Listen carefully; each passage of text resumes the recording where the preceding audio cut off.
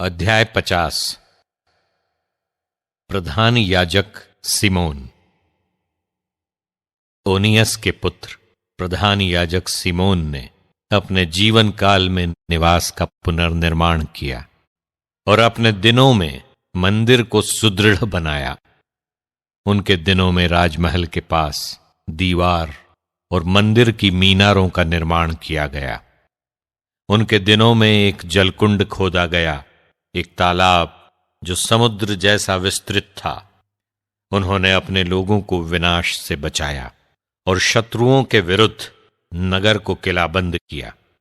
वो कितने देदीप्यमान थे जब वो परम पावन स्थान से मंदिर के पर्दे के पीछे से निकलते थे।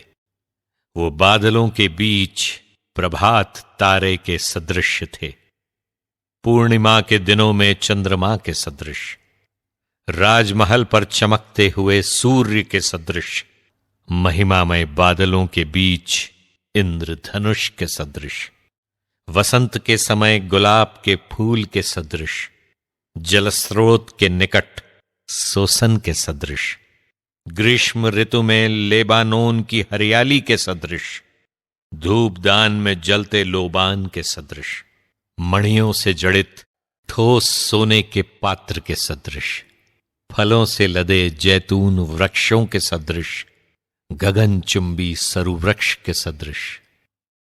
जब वो भव्य वस्त्र पहनकर और अमूल्य आभूषण धारण कर पवित्र वेदी की ओर बढ़ते थे तो वो मंदिर के प्रांगण को महिमान्वित करते थे।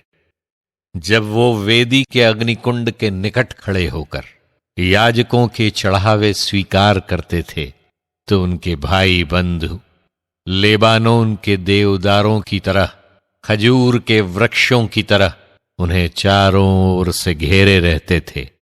सुंदर वस्त्रों से सुशोभित हारून के सभी पुत्र प्रभु का चढ़ावा अपने हाथ में लिए इज़राइल के सारे समुदाय के सामने एकत्र थे।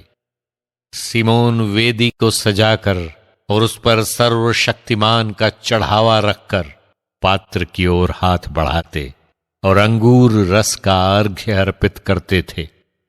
वो उसे सर्वोच्च और सर्वशक्तिमान प्रभु को सुगंध चढ़ावे के रूप में वेदी के आधार पर उंडेलते थे।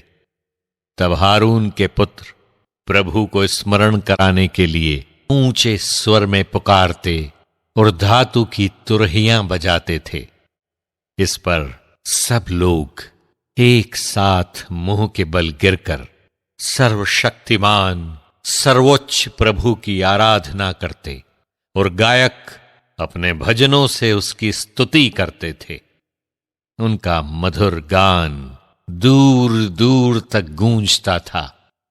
जब तक प्रभु का समारोह समाप्त नहीं हुआ और लोगों ने अपना कर्तव्य पूरा नहीं किया, तब तक वे दया सागर के सामने नतमस्तक होकर सर्वोच्च प्रभु से प्रार्थना करते रहे। इसके बाद सिमोन नीचे उतरकर और सारे इज़राइली समुदाय के ऊपर हाथ फैलाकर अपने होठों से प्रभु की ओर से आशीर्वाद देते थे और उसके नाम का उच्चारण कर अपने को धन्य समझते थे। लोग सर्वशक्तिमान का आशीर्वाद प्राप्त करने के लिए दूसरी बार मुंह के बल गिरते थे।